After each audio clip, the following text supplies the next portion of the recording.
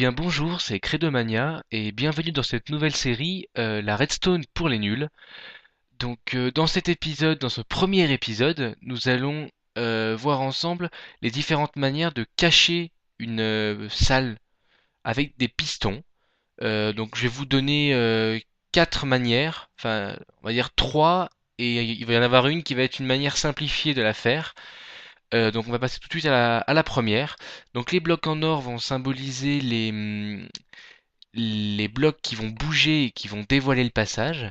Donc je les casse. J'ai préparé un petit peu le terrain, hein, pour que ce soit un peu plus rapide. Je pose des trois pistons ici. Je repose mes blocs d'or de cette façon. Donc cette manière-là, donc à chaque fois, pardon, il fallait quand même que je vous le dise. À chaque fois, ces manières ont des avantages et des inconvénients. Donc je vais vous les énoncer. Cette manière-là a l'inconvénient de n'être faisable que dans des angles. C'est pour ça que j'en ai choisi un, hein. Vous voyez bien, on est dans un angle. Euh, voilà. Donc ça, c'est un peu le gros défaut. L'avantage, c'est qu'elle prend peu de place et que c'est assez simple d'utilisation. Petite précision aussi, même deux précisions. Première chose, celle-là, l'avantage, c'est qu'on peut empiler les pistons. On peut faire un passage de 10 cubes de hauteur sans problème. Donc je vais vous montrer avec 3 quand c'est possible. Si vous ne voulez en faire qu'avec 2, il vous suffit d'enlever ce bloc-là. De cette manière, on peut alimenter le circuit et avoir un troisième piston. Ah, mon téléphone sonne. Bon, c'est pas grave, il rappellera. On va alimenter ici par le bouton, ici par le bouton. Alors, vous allez dire pourquoi est-ce que j'ai mis une plaque de pression? Vous allez comprendre. Donc, je me colle contre la paroi pour éviter d'être écrasé. J'appuie sur le bouton et je vais en arrière. Ici, je me colle contre la paroi et je vais en arrière. Alors pour ceux qui sont un peu plus habitués, ils passent comme ça. Bon, voilà, hein. L'avantage devait être aussi de cacher les boutons à un maximum, hein, pour qu'ils soient peu trouvables. Et sachez aussi que dans chaque cas, on peut utiliser des portes-mémoire. Alors pour ceux qui ne connaissent pas les portes-mémoire, c'est des portes qui permettent de faire des schémas logiques. Alors ça va pas non plus beaucoup vous aider. Je sais pas si je fais un tutoriel dessus, il y en a beaucoup sur internet, hein. Bah, si vous voulez vraiment, vous me le mettez dans les commentaires et j'essaierai de faire quelque chose d'aussi clair que possible. Donc voilà, j'ai fait donc une porte logique qui s'appelle une porte RS NOR latch. C'est une porte mémoire. Le bouton d'entrée va être ici. Il rentre dans cette porte qui est ici. C'est pas vraiment une porte logique, mais bon. Euh, Si, bon, excusez-moi.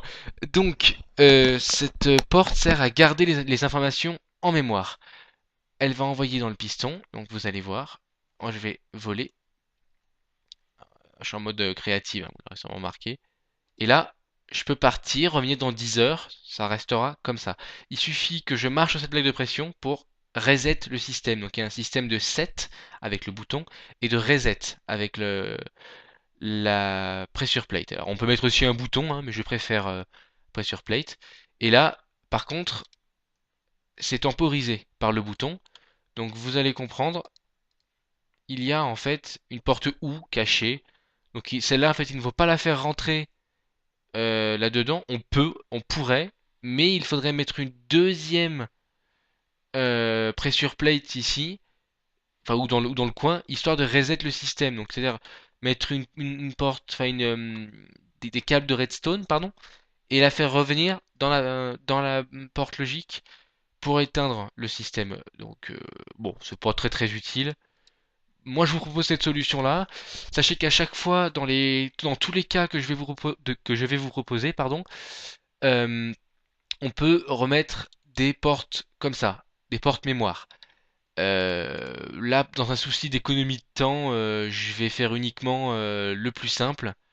Et puis, ben, vous essayerez bref, vous m'avez compris, d'adapter le système. Voilà. Euh, Ce système-là ne fonctionne que sur deux étages. Donc vous allez me dire, mais comment est-ce qu'on fait pour cacher ça? Eh ben la solution est un peu simple. On peut s'occuper de mettre des escaliers avec la dernière mise à jour, ou je sais plus laquelle, qui nous permet de mettre des escaliers à l'envers. Donc là, j'ai préparé un peu le terrain, hein. Là, la porte est ouverte. Ici, on va mettre un inverseur qui va activer le piston. Ici, on va mettre un inverseur qui va activer le piston. On relie les deux. Alors, où est-ce qu'il est passé le coquin? Il est là. Euh, et on fait passer le tout par ici. Donc là, vous allez voir, c'est, ce n'est pas temporisé. On pourrait rajouter la temporisation, hein, comme je vous l'ai dit. Et là, mon bouton est déjà placé. Hop là. Donc c'est très rapide à faire et c'est assez agréable à utiliser. On passe à la troisième porte. Alors celle-là, c'est une de mes préférées parce que malgré le fait que ben elle soit peu économique en piston, ça c'est vrai qu'il faut le dire, parce que elle va en utiliser alors 6 plus 3, 9 pour une porte de 3. Elle va en utiliser 4 plus 2 pour une porte de 2, et puis etc. Donc vous faites le calcul. C'est pas très très économique, mais j'aime beaucoup cette solution, donc je vous la montre. Elle est assez chère en redstone aussi. Donc là, on va mettre un délai de 3. Je me suis un peu failé. Là, ici, et oui, on va mettre un truc comme ça. Donc là, les inverseurs, vous les aurez reconnus. Et donc ici, on voit bien que les pistons sont poussés. Donc ils vont avec le bouton. Donc vous pouvez mettre n'importe où, hein. Moi, c'est juste en économie de temps. Voilà. Si vous n'avez pas compris quelque chose, n'hésitez pas à me le mettre dans le commentaire. J'essaierai de vous répondre de la manière la plus précise et la plus intéressante qui soit. Voilà. Je vais appuyer sur le bouton. Et pourquoi ça va pas marcher? J'en sais rien du tout. J'en sais rien. Je sais pas du tout. On va regarder.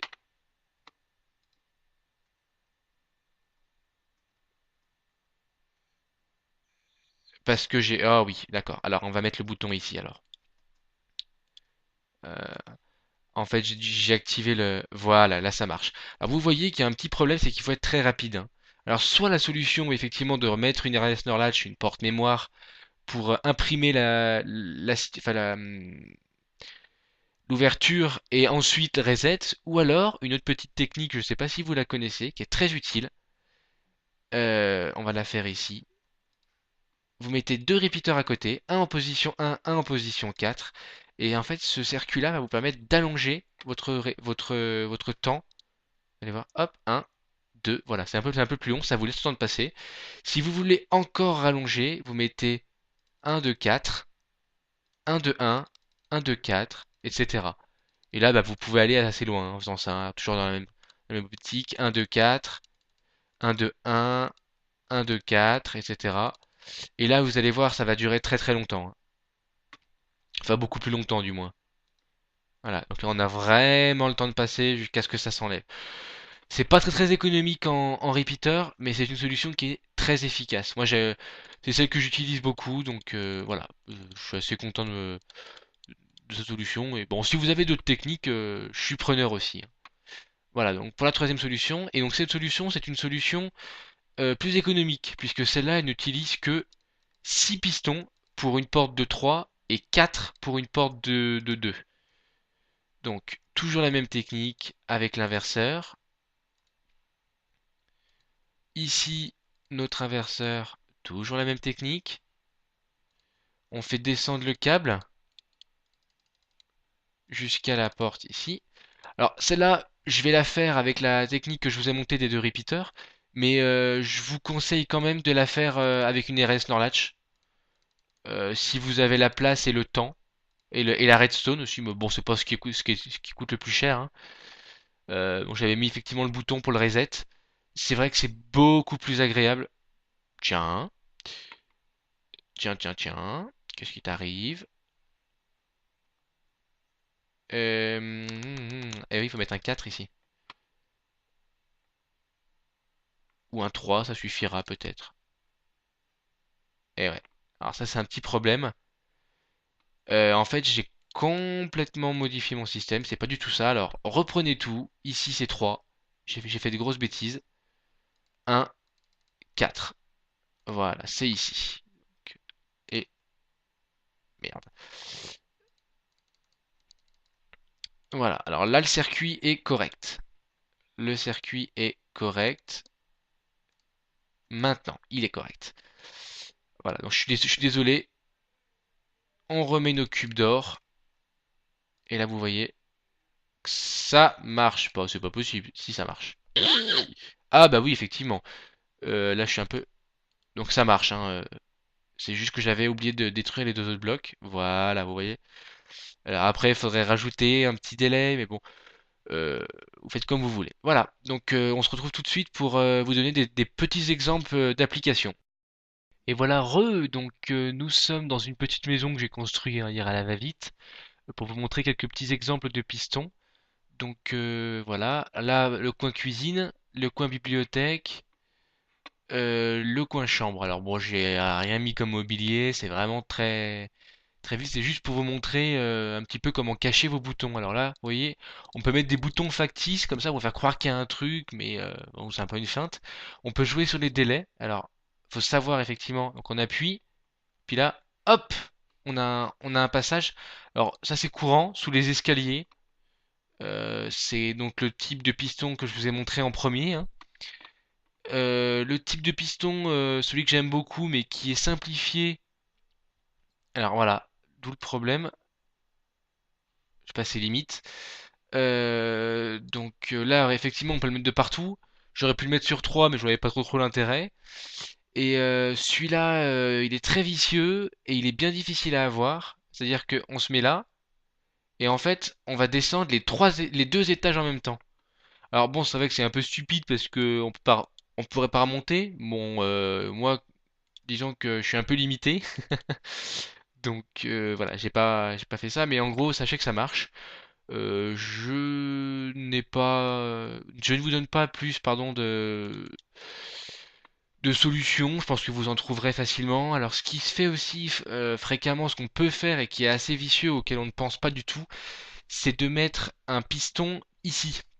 C'est-à-dire ces deux blocs-là, en fait, donc piston de type 1 hein, qui tirerait, où il faudrait se mettre ici, et ensuite on passe en force comme ça. C'est assez difficile à avoir et on n'y pense pas trop dans le coin cuisine. Voilà, et ben écoutez, c'est la fin de la vidéo. J'espère qu'elle vous aura plu, qu'elle vous aura aidé.